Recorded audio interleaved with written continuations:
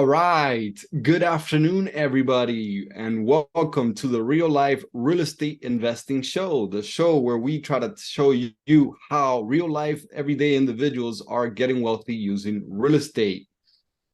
My name is Hector Hernandez. I'm a real estate coach and wealth building coach here on reallifetrading.com. My full-time day job, if you would, is I am a real estate fund manager, and I've been investing in real estate for over 10 years. I absolutely love it. It is my passion, and I'm here to share my skills and my knowledge with you all. Joining me today, as always, is my buddy, my pal, Mr. Luis Alejandro Lopez. Luis, what you got for us today, buddy? How you doing, everybody? This is Luis Alejandro Lopez. I'm a real estate coach here in Real Life Trading. And same as Hector, I've been doing real estate for 12, 13, 14 years. I don't know. I remember that I had hair. And I've flipped around more than 125 properties, successfully. So we are here to give you a little bit of how we've done it, what we do, what we look for.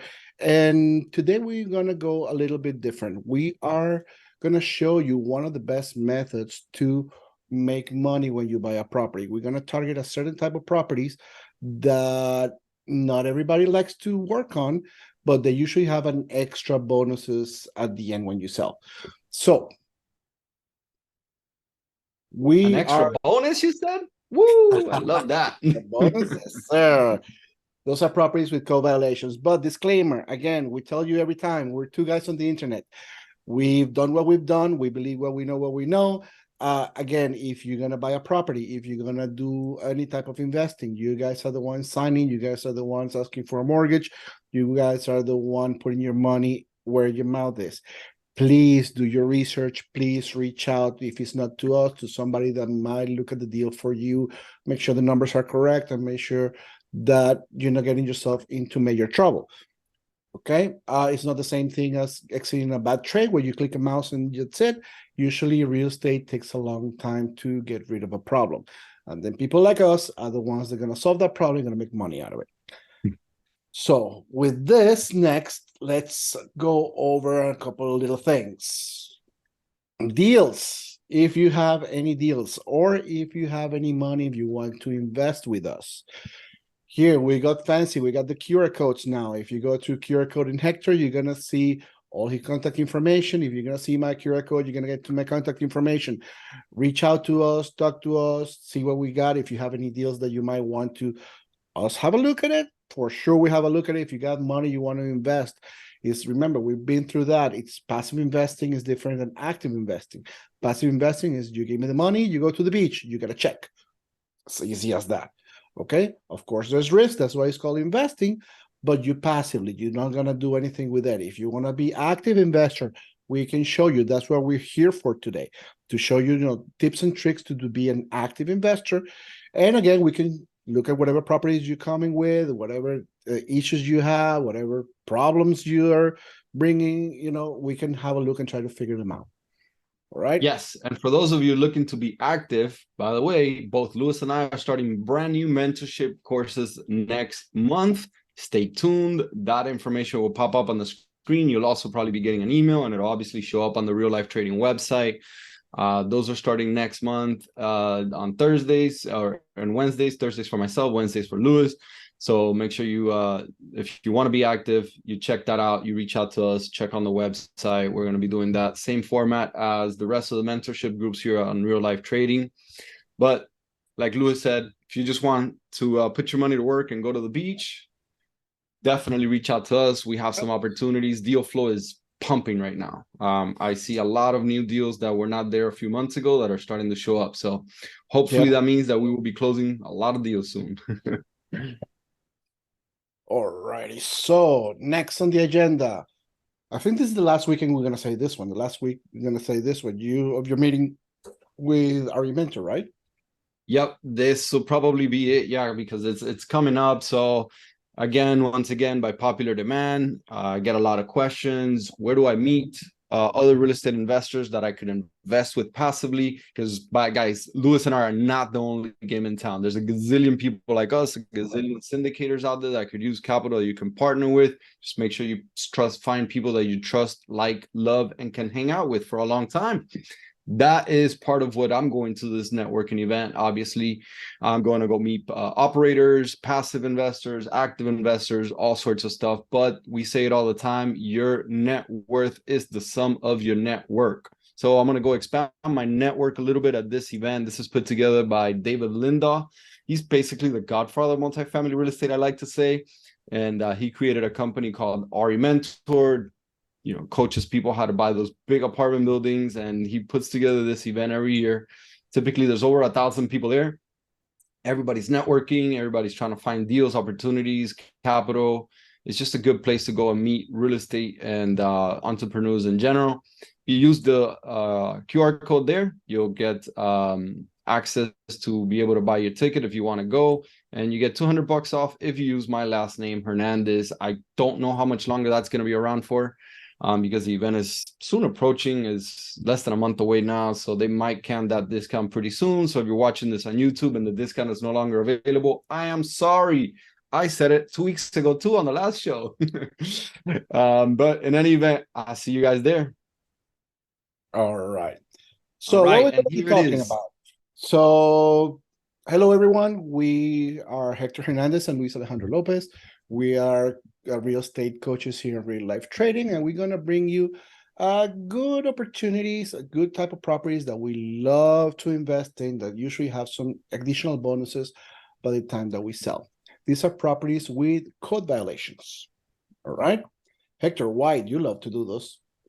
Tell me. Because I love big paychecks. And typically in real estate, just like in life in general, the size of your paycheck is usually equal to the size of the problem that you can solve. So the bigger the problem, the bigger the paycheck. And a lot of times these code violation properties do tend to scare many investors, especially those that are new to the business. And so it leaves more opportunity for guys like Luis and myself who are seasoned. And once you learn how to do it once, it's easy. It's just following a procedure. Mm-hmm. All right. So what's the problem with properties that code violation? Again, you have a problem. The problem is that you need to fix a whole bunch of things, and we're going to see what type of things are there. And not everybody is capable or understanding how to do them. So the property becomes undesirable.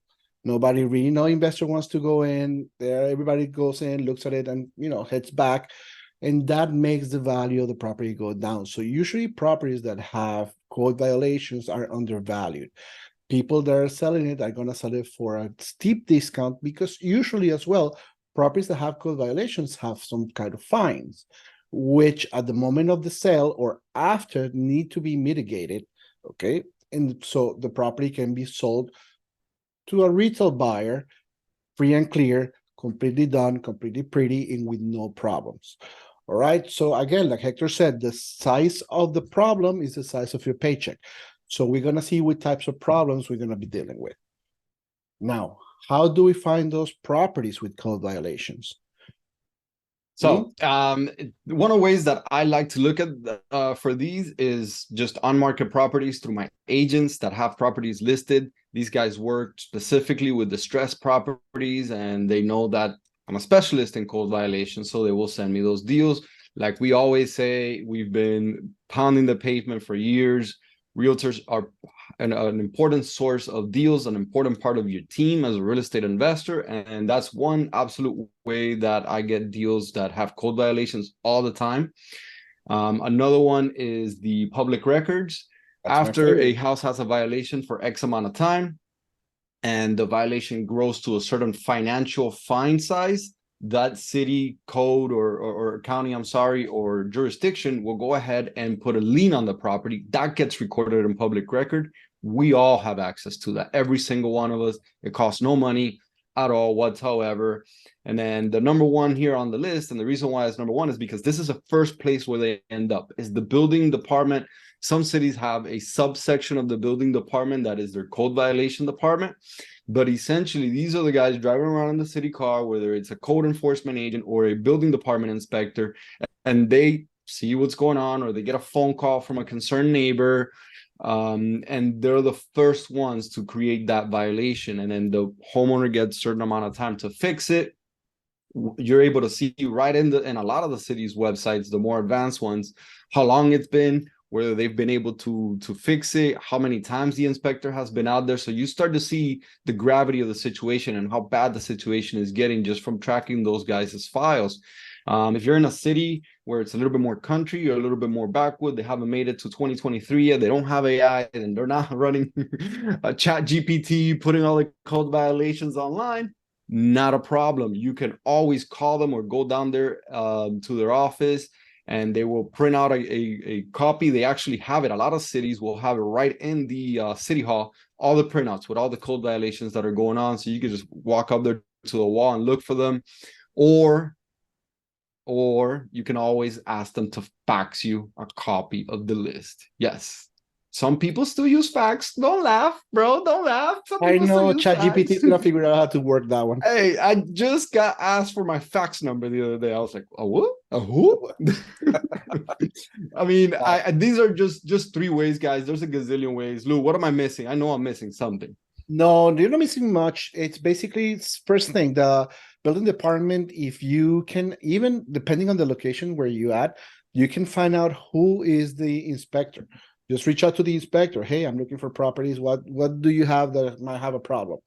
All right. Remember, these properties with code enforcement violation usually have additional problems. So if there's a property that has some kind of overgrown things or is abandoned or things like that, usually have a couple of things. So will be your job to basically just go and find who the seller is, who the owner is, and try to negotiate with them. Hey, I can buy this property, I can take this property and this problem away from you for a certain amount of money. Okay, obviously that money was going to be at a discount, and we're going to figure out on this next slide how to work that out, how to make sure that you have the correct numbers, and how to make sure that whatever violation shows on the code enforcement website, you're prepared to pay the correct amount. All right. Perfect. So how do you evaluate a property that has some issues? First of all, you need to do a property inspection. Okay. Let's take for granted now, we already found the owner. The owner is willing to sell a house for a certain price. We have not agreed on a price yet. The first thing is to see what the problem might be, what it takes to fix it, okay, and how long it will take to fix. All right, so the first thing you need to do is a property inspection. Go with your inspector, top to bottom, just like you were buying any other house. All right, the inspector will tell you what's going on. If you are not familiar, if you've not done this, sooner, we've talked about this before. The inspector should be part of your team. Go with your inspector, tag him like a shadow, and ask him a million questions. Okay, they're working for you, so they should get you your full information on what's going on. All right. Second, after you got your inspection, if it's something that you are willing to go through and willing to repair, you're going to start getting estimates. Once you get your estimates, again, we always say get 3 estimates per type of job. I usually don't take the cheapest one. I usually don't take the most expensive, crazy one. All right, get your estimates, put them in a tab. We've done this. We did it last week. Okay, we did it the week before. We just running the numbers. How much it's going to take me to fix a roof? How much it's going to take me to do a kitchen? How much it's going to take me to fix? All right, and put that in a tab. Okay, so you're going to have the property value. You're going to have the property repairs that you need. And then the next thing is that you need to do your due diligence and go to the city. And this is the most important part. You need to go meet with the inspector so he can tell you exactly what he wants fixed and how he wants it fixed. Okay? This is the person that's going to go to the house and he's going to say, whatever you're doing is not correct because. So rather than starting some type of work first, talk to him. What are their expectations of the house, of the property, and then see if you can meet those expectations. All right. Let's say the property there's sometimes, and we're going to see them. There's properties that have some additions and, they need to be turned down. Are you really willing to do that? I don't know. But there's some properties that is just abandoned and overgrown, and you can take care of that fairly easy. All right. The last thing you need to figure out are the numbers that's going to cost you to take care of the violation and the timeline. We're going to see that once you have a code violation, the system or the city usually takes a certain amount of time for them to clear the violation on their system. First of all, the property needs to be in compliance. And once the property is in compliance, it goes to the mitigation system. Each city is different. Some of them need to have meetings, and the meetings happen like on the third Wednesday of each month.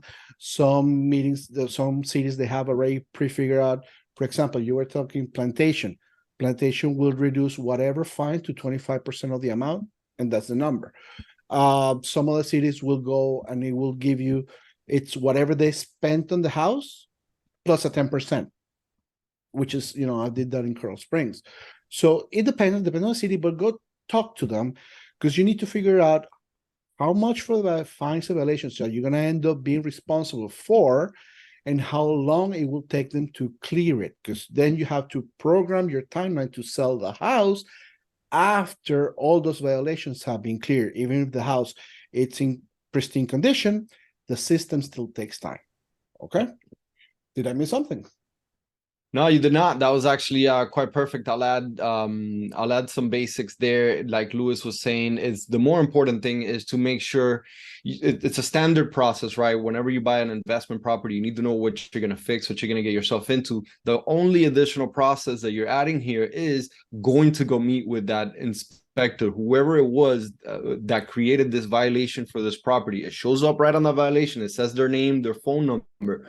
These are government employees. They're most of the time, they're very nice people. They're happy to meet you at the property, go through it, and and tell you exactly what they want. I've had them tell me, hey, look, it's not a must, but I would love it if you plant a tree here. Guess what I did? I planted a tree, because that's the person who's going to recommend to their boss, hey, reduce this guy's fines, remove them, whatever the case is.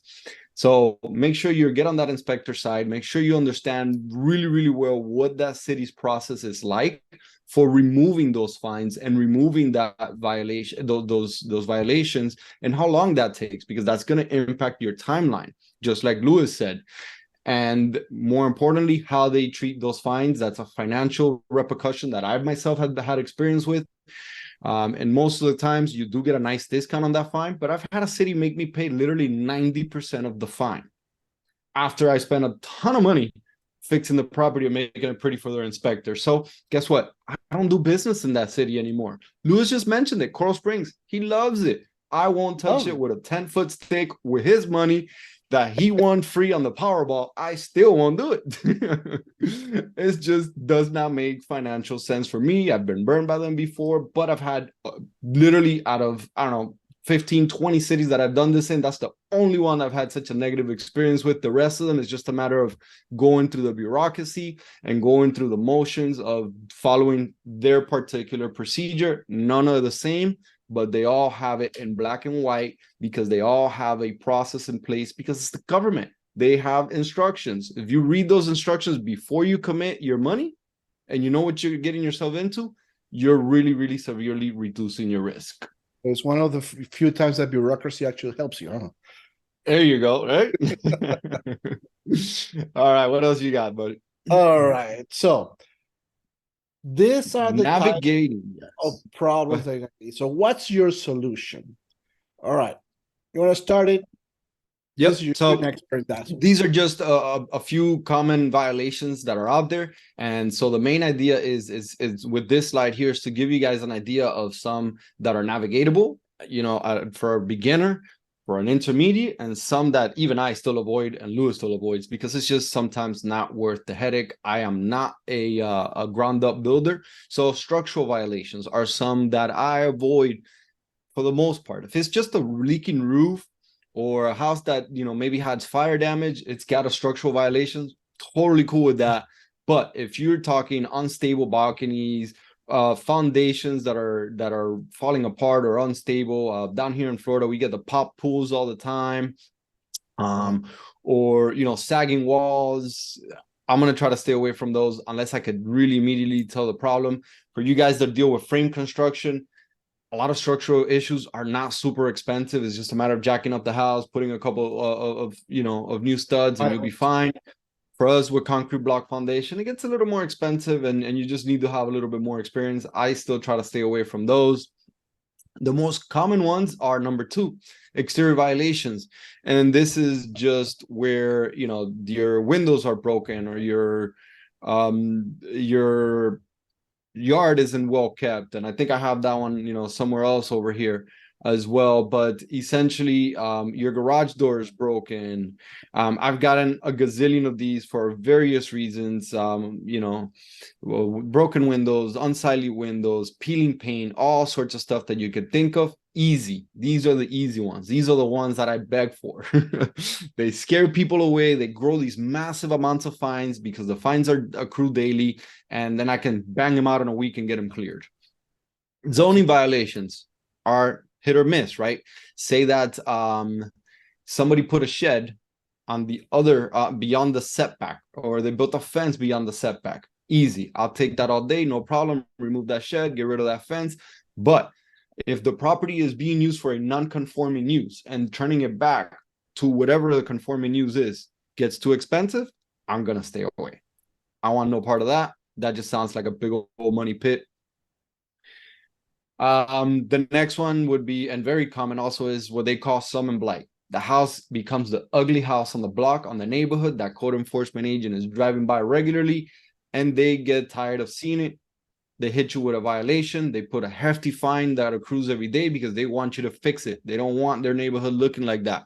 These are things like I said, unkept landscaping, dirty driveways. I've had dirty roofs. Squatters create this. Hoarders, right? Those people that have a ton of stuff in their garage, their patio, on their carport.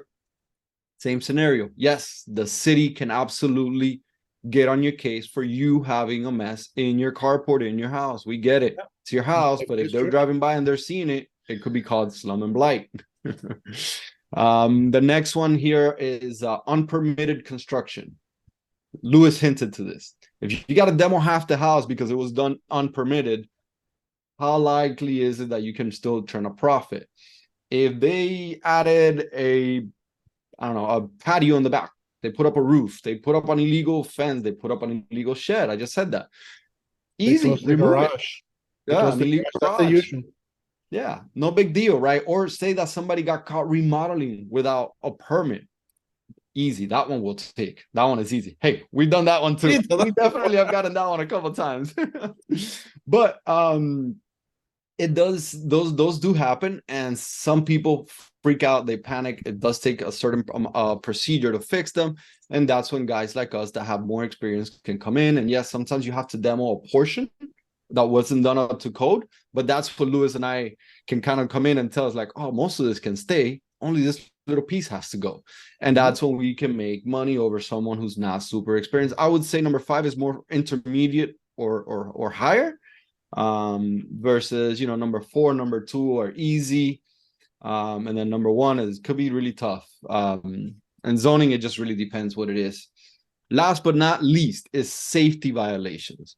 Things like, here in Florida, hurricane shutters. People leave the hurricane shutters long after the hurricane, and yes, the city will give you a violation for that. It is a safety hazard. As a matter of fact, there was a gentleman that unfortunately passed away in my neighborhood several years back because the fire department was unable to get to him because the shutters were up in his house. So those are big violations, easy to fix, but it does create a large expense. The city wants you to fix it. You have the ones yes. with the pool. Yeah, Lucian says in Hillsborough County, you need a permit even to change the front door. And that is absolutely true. In most counties, you do. And that could create a violation. Somebody replaced their front door. That's number 5, unpermitted work. Not fire alarms if they figure it out. But more importantly, on safety violations, the more common ones that I've seen here in Florida is those pools. Cities want you to have those pools secured. You have no fence, you have no pool fence. The neighborhood kids can climb and accidentally get into or fall into your pool. That's an easy one to solve. It falls under safety. I say that even beginners can take something like that on. There's a gazillion one of these, Lou, so I know I missed some, but I don't know. What else do you think? Yeah, the other one is typically when you have a house with a pool and the gate is broken and the gate doesn't close, because nobody, again, you have the pool there and it should be closed in. Even if you don't have the actual net, if your gate is broken, they will fine you for that. Okay, yep. Because a kid can walk in and do it. I've seen that like a million times. And it's usually, like 100 or 250 per day until you fix it. And really, how long and how much do you need to fix a gate? Okay, so people walk away from those because you have 2 years of $150 a day. then the number gets really, really intense. Okay.